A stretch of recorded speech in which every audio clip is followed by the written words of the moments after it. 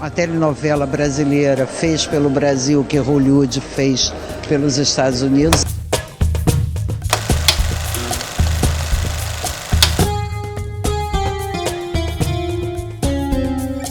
Quando a Glória Pérez estava desenvolvendo a novela O Clone, ali entre 2000 e 2001, ela se deparou com uma série de obstáculos dentro da Rede Globo. De acordo com a reportagem da Isto É da época, a então diretora-geral, Marluce Dias da Silva, não estava muito confiante numa trama que misturava clonagem humana, islamismo e drogas. Por que será, né? O Clone era vista como uma aposta alta, ambiciosa e cara, e por isso, sua estreia foi adiada algumas vezes. Além disso, de acordo com a própria Glória Pérez, existia uma campanha orquestrada contra a novela. Segundo ela, houve uma flagrante tentativa de ridicularizar, de inviabilizar o projeto. Não me interessa por especular as origens do movimento, mas a ferocidade dele me deu ainda mais certeza de que eu tinha um sucesso nas mãos. Ninguém atira tantas pedras num cachorro morto. Essa cachorra vai já morrer. A novela também enfrentou dificuldades na escolha do elenco. Fábio Assunção recusou o convite, Letícia Spiller preferiu o teatro, Ana Paula Arósio também rejeitou o papel de Jade e Pablo Vittar só tinha 5 anos de idade nessa época. Eventualmente, como a gente já sabe, os papéis de Lucas e Jade ficaram com Murilo Benício e Giovanna Antonelli. E a novela, apesar de todas as adversidades, estava pronta para estrear no dia 1º de outubro de 2001. Tchau. Agora vai, né? Tudo certo, né, galera? Nada mais vai dar errado. O maior atentado terrorista de todos os tempos. Os 2 edifícios de 110 andares vieram abaixo após as explosões. 2 semanas antes da exibição do primeiro capítulo de O Clone, aconteceu o atentado às Torres Gêmeas do dia 11 de setembro. E como o núcleo principal da trama envolvia a cultura muçulmana, o medo de uma rejeição fervorosa motivada por islamofobia era grande. O Clone já era uma aposta alta antes de tudo isso. E agora, os riscos eram bem maiores para todo mundo que estava envolvido na novela. Mas O Clone deu certo. A novela se tornou um fenômeno de audiência e foi muito premiada, tanto aqui no Brasil quanto no exterior. Os bordões eram repetidos em tudo que é lugar. É brinquedo, não. E o Marrocos, país onde boa parte da trama se passava, se tornou um importante destino turístico. Por que isso aconteceu? Como isso aconteceu? Bom, existem 1000 maneiras de explicar o sucesso de O Clone. A novela tinha o forte apelo popular que marca qualquer obra de Glória Pérez. É brinquedo, não. Giovanna Antonelli é carismática em tudo que ela faz. E a novela conseguiu, apesar do contexto e de muitos tropeços, despertar na audiência o fascínio pelo mundo árabe. Mas eu acho que o ponto-chave que organiza toda essa bagunça aí é como o Clone une o tema da religiosidade com elementos meio sci-fi. O Clone é a maior obra de fantasia e ficção científica produzida no Brasil.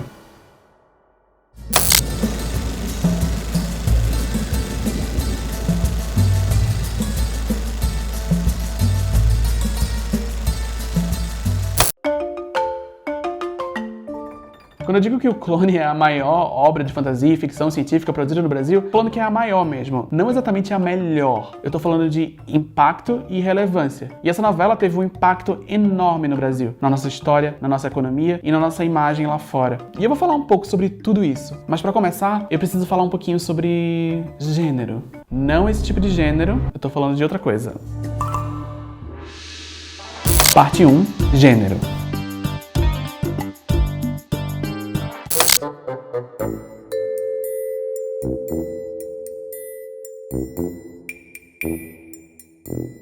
Fantasia e ficção científica são gêneros que geralmente dividem a mesma prateleira numa livraria, quando ainda existiam livrarias. A mídia especializada que cobre notícias relacionadas a Game of Thrones ou Harry Potter é a mesma que cobre Stranger Things e Rick and Morty. Mas apesar desses 2 gêneros terem histórias de origem bem diferentes, com a fantasia mais associada a histórias medievais e a ficção científica, como a gente conhece hoje, mais relacionada com a Revolução Industrial e o século XIX, essas 2 categorias têm coisas em comum o suficiente para dividirem a mesma prateleira numa livraria, quando ainda existiam livrarias. A ideia por trás dessa aglutinação, além de... é que tanto a fantasia quanto o sci-fi são formas de ficção especulativa. São extrapolações da realidade, ou de algum aspecto da realidade. Geralmente quem defende a separação hermética entre fantasia e sci-fi argumenta que a ficção científica está mais conectada com a realidade, com a tecnologia, com extrapolações da vida real mais vagamente possíveis. Enquanto que o gênero fantasia é mais mágico. Tem gente que até defende a existência de um terceiro gênero narrativo chamado Science Fantasy, para separar coisas tipo Star Wars.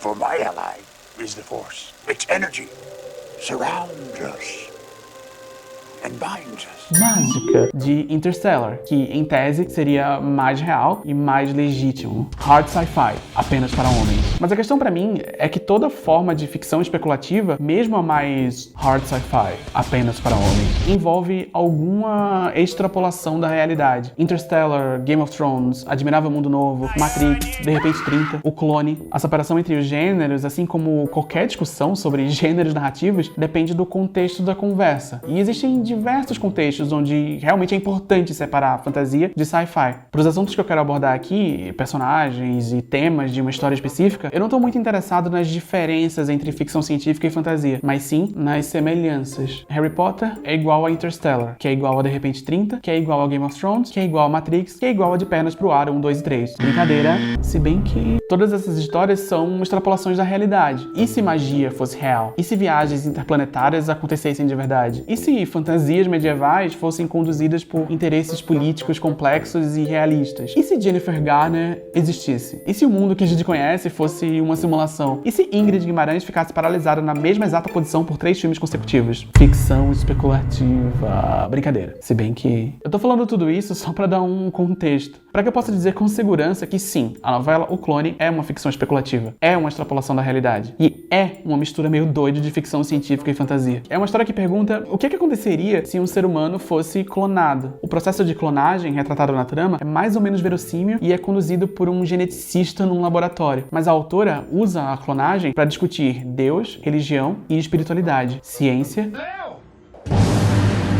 e mágica. Vamos entender como ela faz isso. Parte 2, O Clone. Um breve resumo.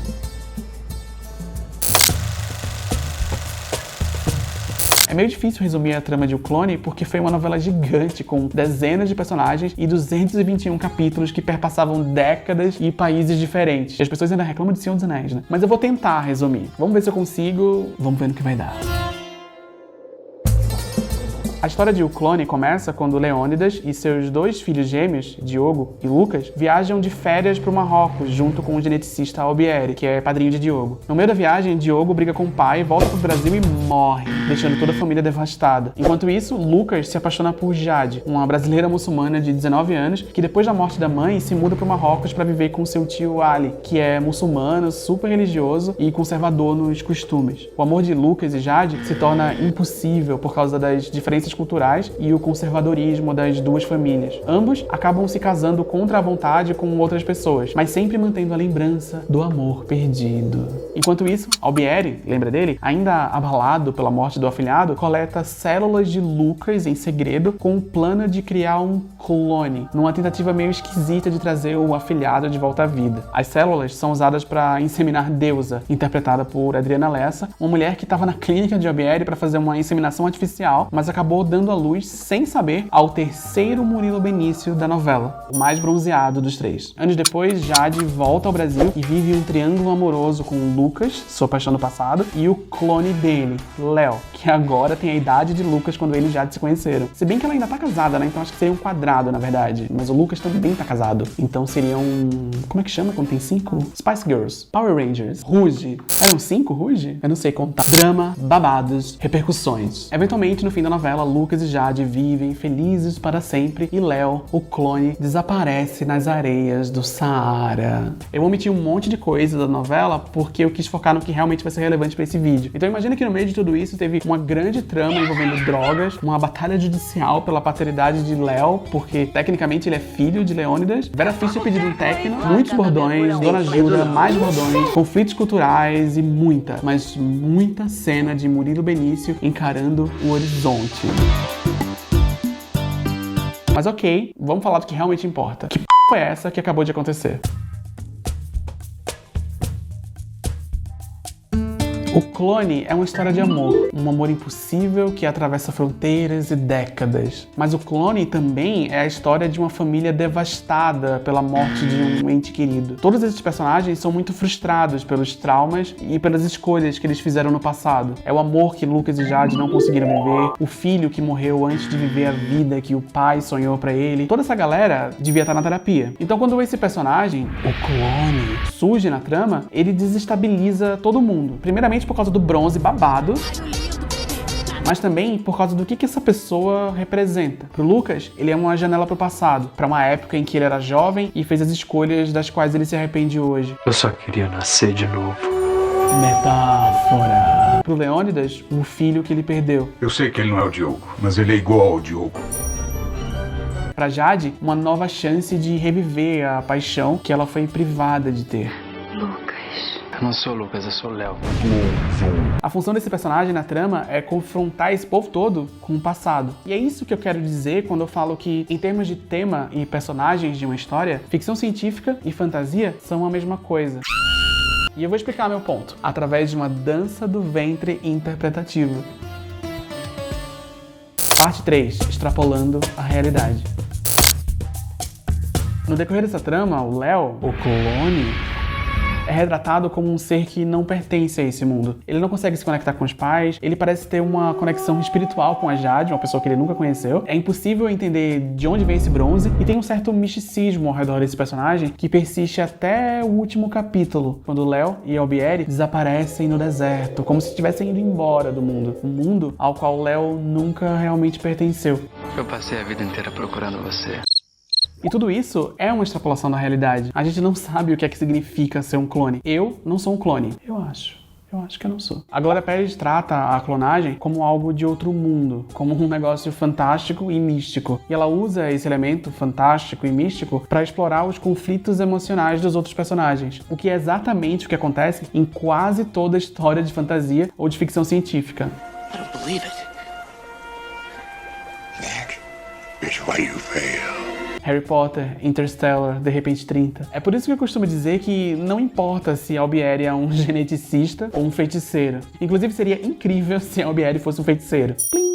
Mas o que importa mesmo nessa história toda é o que tudo isso significa para os personagens de uma história. Eu não sei como a genética funciona, eu não sei quais são os desafios reais na hora de clonar um ser humano. Eu sei que tudo isso existe e eu sei que tem gente que sabe dessas coisas, mas é um campo tão distante da minha realidade e da realidade da Glória Pérez, eu acho, e da realidade da maioria dos brasileiros, que no fim das contas é como se fosse mágica. E como eu disse, para efeitos de tema e personagens de uma história, não faria diferença alguma se fosse mágica. Ou mesmo se fosse uma forma muito esquisita de ciência. Tipo na saga do clone do Homem-Aranha, por exemplo. Consegui falar do Homem-Aranha num vídeo sobre uma novela. Ponto pra mim. Mas sabe por que não é mágica? Sabe por que o Albieri não é um mago? Porque a Glória Pérez quer ser socialmente relevante. Nada contra, eu também quero.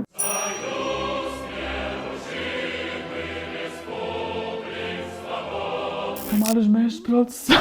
A Glória Pérez é uma autora muito interessada nas repercussões éticas e morais de novidades tecnológicas. Ela explora isso em muitas de suas obras. Em Barriga de Aluguel, ela falou de inseminação artificial. Em De Corpo e Alma, ela falou da pinta do Barry Johnson e de doação de órgãos. E em O Clone, o próprio nome já diz. Ela quer discutir os temas do momento, igual na redação do Enem. E isso não é uma crítica, é só uma observação. Ela gosta de escrever histórias assim. Bom pra ela. Meu ponto aqui é que ao mesmo tempo em que ela quer se conectar com a realidade, ela também incorpora elementos de fantasia na versão dela da realidade. Porque ela não tá só interessada nas repercussões éticas e morais das novidades tecnológicas. Ela também tá preocupada com as repercussões espirituais e religiosas. Ela gosta de explorar as fronteiras da tecnologia e como a nossa evolução tecnológica se relaciona com a nossa espiritualidade. Do ponto de vista da religião, o Léo seria parente do Lucas? E para explorar esses temas, Glória Pérez retrata Léo, o clone, como um ser de outro mundo, como o resultado das ações de um homem que quis ser Deus. E ela usa a religião muçulmana para provar esse ponto. Allah não fabricou aquele ser, não foi feito por Allah, não foi planejado por Allah. Esses dois temas, a ciência e o islamismo, acabam se entrelaçando no decorrer da novela. Mas ele pegou um pedaço da vida de Lucas como alguém que pega uma chama grande com aquela chama. Cria uma outra fogueira. Mas peraí. Esse não era o plano inicial. Lembra que eu falei lá no começo do vídeo que o 11 de setembro foi a última de uma série de dificuldades que o clone enfrentou antes da estreia? Era mentira. Ok, não era mentira, não. Mas como todas as coisas que existem, a história é um pouquinho mais complicada. Parte 4. História.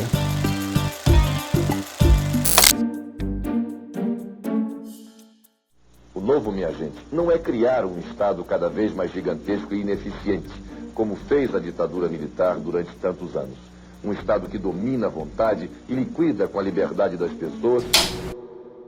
Em 1989, durante a campanha presidencial de Fernando Collor de Mello, deixa eu ver aqui se ele já tá bloqueado no meu Twitter, beleza. A palavra neoliberalismo começou a entrar de vez no vocabulário brasileiro. Ela surge no debate público com um forte apoio da classe média, desiludida com a corrupção do serviço público e da indústria. Muda, Brasil! Collor foi eleito como o caçador de marajás. O que é um marajá? E o mandato dele foi parte de um longo e complicado processo que envolveu acordos com o FMI e o Banco Mundial, que exigiam, em contrapartida, a abertura econômica do Brasil para o exterior. Entre muitas outras medidas, a tarifa comercial foi reduzida em 1991. E mesmo depois da renúncia de Collor, motivada por escândalos de corrupção, as reformas neoliberais continuaram no governo FHC e, em certa medida, e ao contrário do que dizem por aí, também no governo Lula. Um elemento importante dessa abertura econômica do Brasil para o capital estrangeiro é a chamada colônia sírio-libanesa, que se formou por aqui através de 3 grandes ondas migratórias no século XIX e XX. De acordo com o pesquisador John Tawfik Karam, esse grupo de imigrantes e seus descendentes passaram a ser mais valorizados nesse novo ecossistema geopolítico que estava se formando aqui no Brasil a partir dos anos 90. Em época anterior, a etnicidade árabe era originariamente desvalorizada, mas ganhou maior reconhecimento no momento atual, a partir dos anos 90. A etnicidade árabe conquistou maior poder público através da nova importância assumida pelas exportações e pelo chamado compromisso ético na economia aberta e no Estado transparente brasileiro. Eu tive que ler uma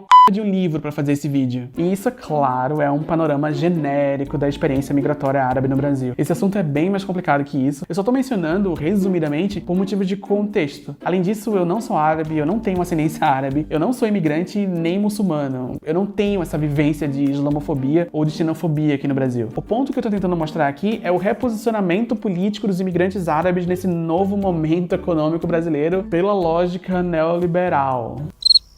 E isso é importante pro assunto que eu tô falando aqui porque...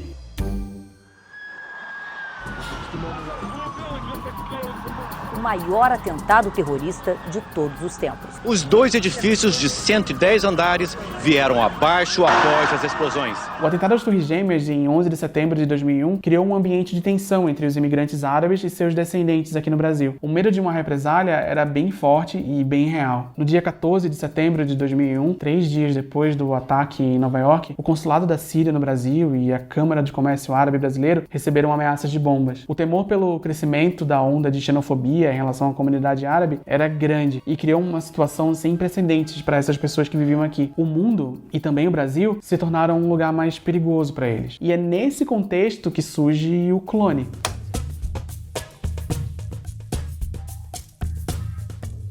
No meio dessa turbulência política e social, houve uma decisão deliberada por parte da Rede Globo de redirecionar o foco da trama da novela para o núcleo muçulmano, que inicialmente não seria tão presente na história. Era uma forma de instruir o público brasileiro sobre o mundo árabe. O Tio Ali, por exemplo, passou de coadjuvante para algo tipo o narrador do enredo. No início da novela, ele é a nossa porta de entrada no mundo islâmico, explicando para a audiência como que funcionam a fé e os costumes muçulmanos. À medida que Léo, o clone, surge na trama como um personagem proeminente, cabe a Ali destrinchar para o espectador o que tudo isso significa, como se ele fosse a voz da autora na história. E sim, essa novela foi um pouco caricata.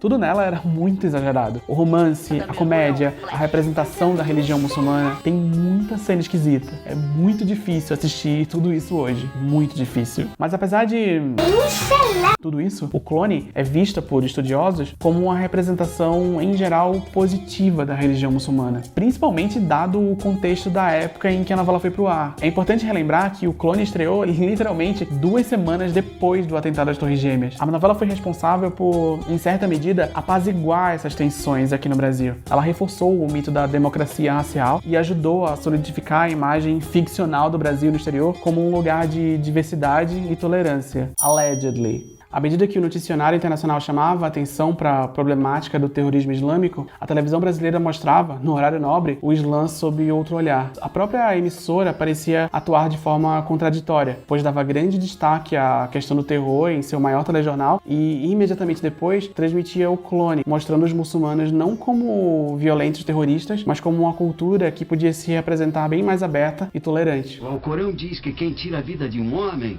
tira a vida de uma humanidade inteira. Esse é um legado importante que o Clone deixou na nossa história. Muita gente só teve contato com a religião muçulmana através dessa novela. E no contexto histórico em que ela estreou, é admirável o esforço da autora e da Rede Globo de usar a novela para dissociar o Islã de violência e terrorismo. É uma grande palhaçada na maioria das vezes? Não sei, né? Reforçou o mito da democracia racial que mascara a violência diária cometida contra pessoas racializadas no nosso país?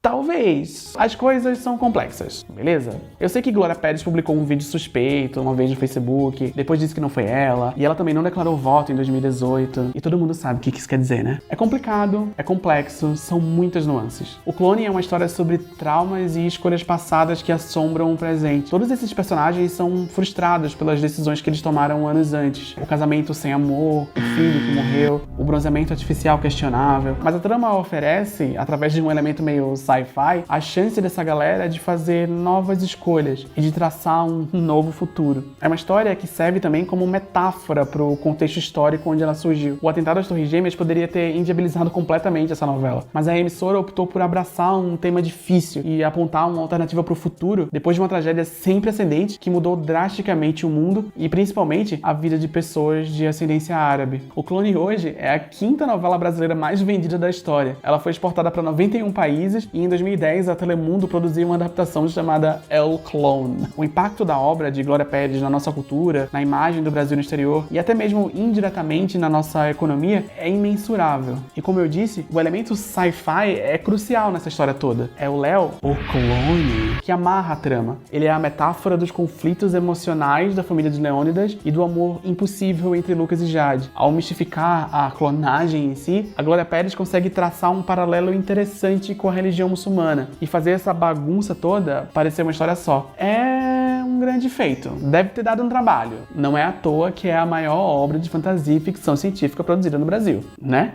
Na sua essência, o Clone é uma história sobre família, sobre legados, sobre tradições, For my ally is the Force. sobre o conflito entre ciência e religião, Your sad devotion to that ancient religion has not helped you conjure up the stolen data tapes. I find your lack of faith disturbing. sobre escolhas e arrependimento.